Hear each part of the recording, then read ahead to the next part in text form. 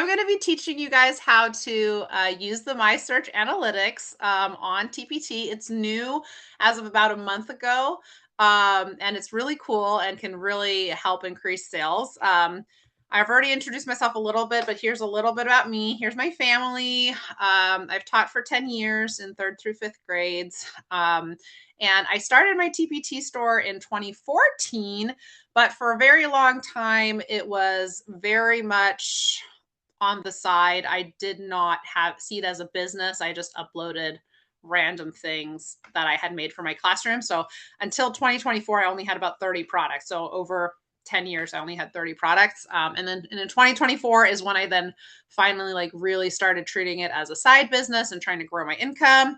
I reached the 98th percentile in 2025, and I am anticipating being in the 99th percentile for the whole year, as long as my current income continues. And I tend to be 98th to 99th per month right now. Right now, I am a stay-at-home mom and working full-time on TPT, but really that looks like working on TPT during naps because it's not I'm not working 40 hours on it. But right now the plan is to return to the classroom either next year or the year after. But I hope to continue growing and not have to do that. So I'm going to show in the presentation kind of just some screenshots of how to find it and where to look. But then once I've done that, I'm actually going to go live into mine, and then I'll show you some kind of applications and what you can do. So before we start, a couple of basics, which I assume you already know, but it's kind of, these are the things that we need to know because the My Search Analytics helps a lot to inform these.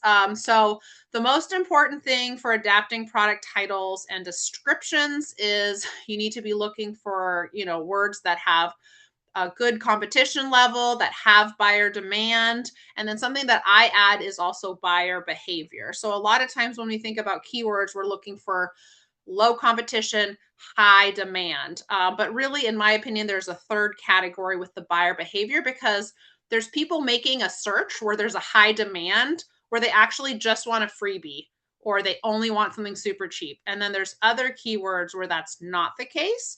And those are the ones then, if someone's searching and wants to buy a curriculum, for instance, those are the buyers we really want. So it's kind of three categories that we're trying to look at. And the reason that this tool is so good is it really gives us an insight to buyer behavior. And then for the basics for titles, you want to use all of your characters, target as many searches and keywords as possible. When possible, use exact words that buyers are actually searching. And then for the description, ideally in the first 2 sentences, you want to have as many keywords from the title as possible, because that again boosts you in the rankings. Plus you can add extra words there, and that's again something we can look at in the My Search Analytics. So first 2 sentences in your description is really where you want to have it be really keyword rich. We say not to keyword stuff, but in my opinion, if this is keyword stuffing, then we want to be here for the most effective. We want it to sound like real English, but we want a lot of keywords in there. So now to look at the actual analytics, why we use it. We want to find exact phrases that we can target. We want to look at the frequency of phrases, which words are leading to people finding our products, which words are not working. Because if there's a word in my title that isn't getting any searches, then it's not doing anything, and I want to get rid of it and try a different word there instead.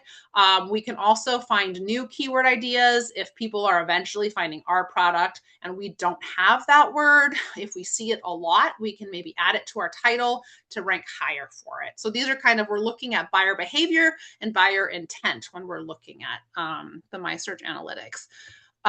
So where do I find it? You go to dashboard in the drop down, and then you look at the My Search Analytics tab, and then you can look by individual product. So you really want to search by individual product. And then once you do that, then you can actually see relevant information. And then you ideally want to choose a date range and then you can use the keyword tab. So that's what we're going to do now. So that's where I can get out of this screen and get onto the actual dashboard.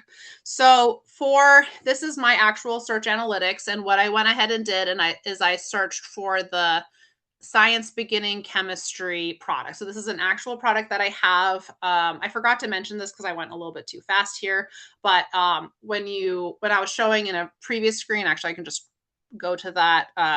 So this is the information for this one product, and you can see here that in July 16, 2025, I changed the title.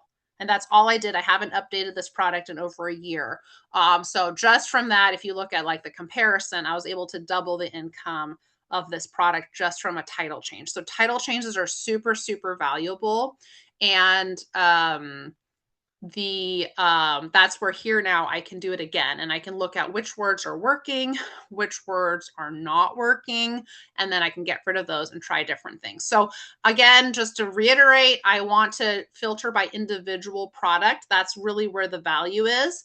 And I want to change a date range here. I really like doing the last 365 days because it kind of has the whole last year. However, sometimes it can be useful to just go for the last week. Or if I'm looking at a seasonal product, maybe let's say it's Earth Day, then I can look at only April and from last year to kind of see what I should change.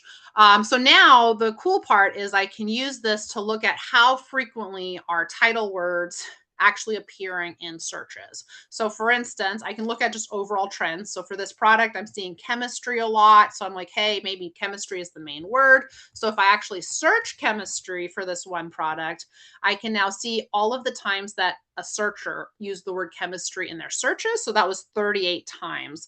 And then I could even more. I mean, technically chemistry project was 13 different times. Chemistry end of year project was 12 times. So you can see the frequency. And so I'm going to say, okay, chemistry was a good word. Like I want to keep chemistry in my title because people are finding me this way. I'm going to show you a different one. If I said beginning chemistry, right? So let's see how many times people say beginning when they search for this product. And it was literally twice in the entire year. So I'm thinking right away, wow, this was a useless word. It has a lot of characters, so I can get rid of this word. I'm going to delete it out of my title, and I'm going to try a different word instead. So this is kind of the super useful area when you're actually using the tool. You also can, down here, the download button. So I wouldn't do it right now because right now it's showing like only beginning. So let's see if I can, I don't know.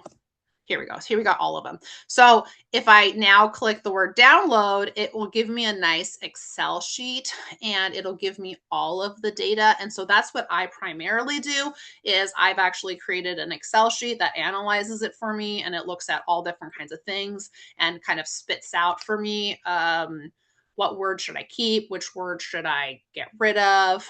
Other new words that are doing well, things like that. You can, and this is kind of the fast way, but it's not the most accurate way. What you can do is you can download this data right here and literally just give it to AI, give it to ChatGPT and say like, analyze. I can tell you that's what I did the first 24 hours and it's not very accurate. Like it's more like C-level work. Like it'll tell you things like, oh, this word was 25 times, so you should throw it away. And then instead it was actually in there like 130 times. So just be careful. Like I would take it with a grain of salt, but it can find things that you might not have thought of otherwise. So that is a quick way of doing it. Just using the search bar is really useful. And then the only other thing I wanted to kind of mention is the conversion rate.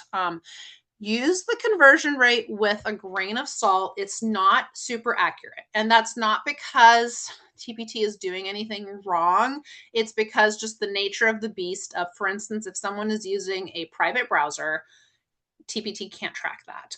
If they put something in their cart from their phone and then a week later they order it from their work computer, TPT can't track that. So from the experimenting that I've done, it only accounts for about 30% to sometimes 50% of all purchases. So you just want to be careful about using the conversion rate too much in your decision making. Like, so for instance, here it says chemistry projects, 0 times people bought this project, right? Like most likely that's not true. Like I obviously want to maybe emphasize the ones that are having a good conversion, but it's only about 30 to 50% of sales are actually being tracked. So you want to use it a little bit, but don't use it too much because you need to know there's 50% of the time people are searching something and then it's going to say 0% conversion, but maybe that person bought it at school later, or they bought it a week later, or they're just using a private browser and it just doesn't know.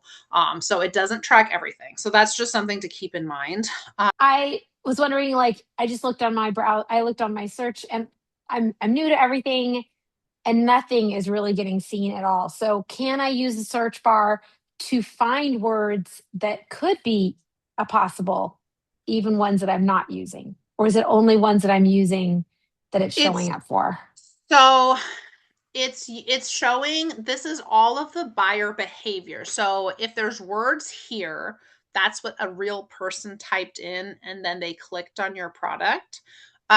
So you can find new words this way because it means that somebody found your product that way. But what it doesn't do is if you are not targeting a word and nobody is able to find you with that word, it's not going to show up on here. Now, that is something you can then use the regular search bar for. So, for instance, let's say, okay, I'm like, let's just live do this title. Like, I'm going to get rid of the word beginning, right? It was not useful for me. So, then the question is, what am I putting in instead? Um, One thing I'm seeing here right away, like open house science projects had 16 clicks. And I think this is a little disingenuous because I think I might have had open house in my title previously, but like just as an example, let's pretend that's not true.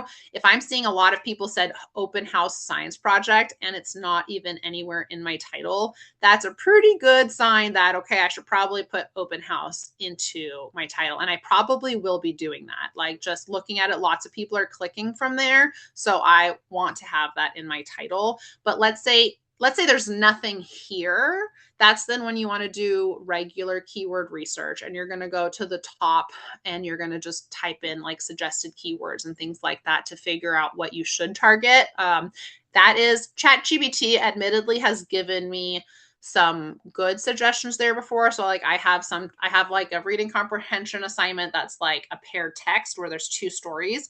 And I had like put that in ChatGPT and it said, oh, like nobody is finding you with paired passages. You just have paired text. Like maybe you should add passages. And I was like, oh, that is true. I might want to add passages. So that's where sometimes there can be those kinds of suggestions from ChatGPT or the suggested to find those. But it is really only useful for seeing what people are actually clicking on your product. So even if they're seeing you all the time, if they're not clicking, that data is not being recorded.